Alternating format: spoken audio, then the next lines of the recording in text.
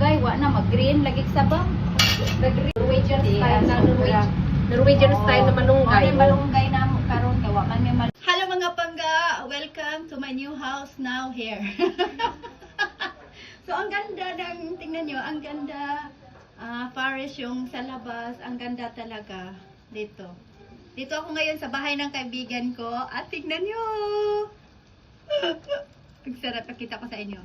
Ito, sobra. Nag-grill siya. Ang sarap. Diba? Ang sarap. Parang nasa Pinas lang ang bango. Tapos meron pa dito. Hindi lang yan. Kung hindi, meron pa.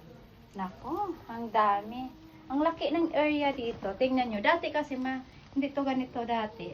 Dati, lagi kami dito dati. Pero pinarenovate niya. Ang ganda na ngayon. Sobrang ganda na. May tangad pa siyang tanim dito. Tingnan nyo. Ipakita ko sa inyo yung tangad at tubo. Sobra. Ang mahal pa naman ng tangad dito. Pero meron siyang tanim na tangad. Manguha talaga ako nito pag madadami ito. Pakita ko. Ito, may tangad siya. Sobra ang ganda. Tapos ito ay tubo. Yan, tingnan nyo. May tubo siya. Lahat yan, dala niya sa Pilipinas.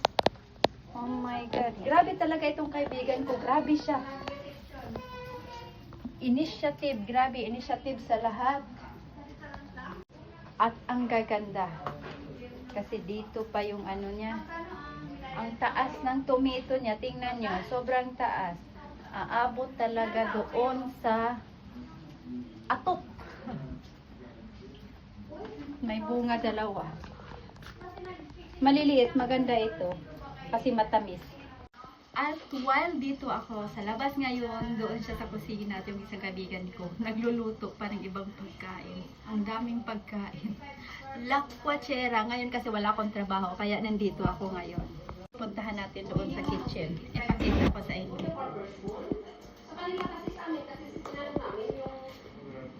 Dati dito yung anak ko lagi naglalaro noong 7 years old, 6 to 7 years old siya. Dati siya lagi as ang maliliit pa yung mga bata niya at anak ko.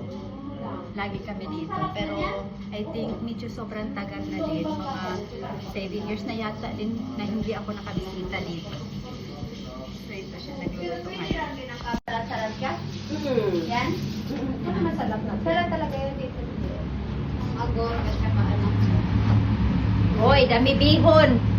Ang say tawagan ni sis bihon? Miswa. Miswa. Oh, dami miswa. Mao tani madali-dali namo sa una sa Pinas. Oh, di ba? Yan, nya butangag sardinas, butangan para mo kamunggay, wa na mag-green lagi sa ba. Norwegian style na Norwegian style na malunggay. Malunggay namo karon kay wa man may Style. Oh, onya dara ka mong ibos oh.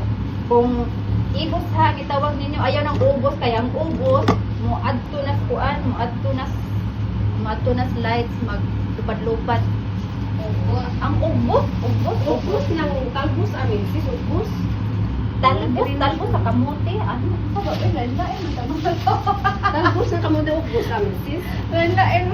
Oh, sis, nay mahiwagang ano si Sis Angie dito.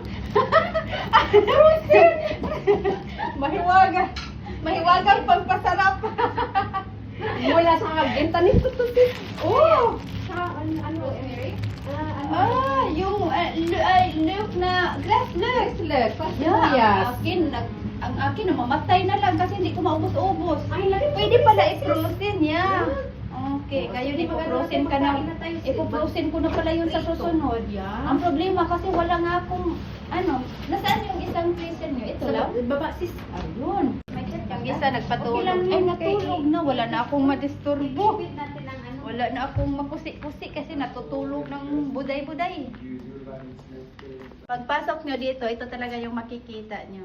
Ito talaga sobrang dedicated ito yung kaibigan namin talaga. Pagdating talaga sa ganyan. Devoted, dedicated. Dedicated, yun na din.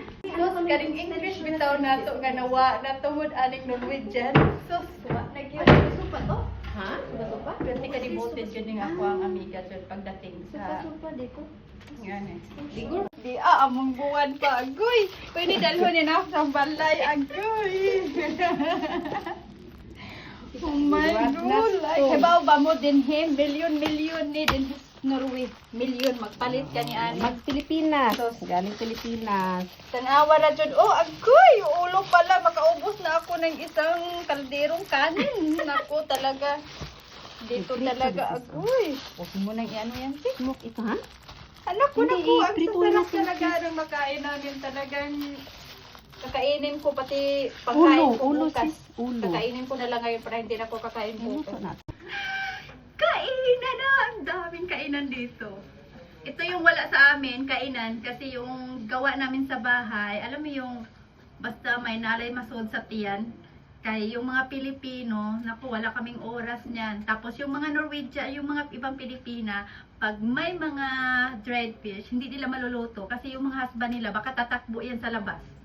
Ako na walang husband, anytime pwede ako magluto ng dried fish. Kaya sabi ko sa kanila, ibigay nyo na lang yung dried fish na sa akin.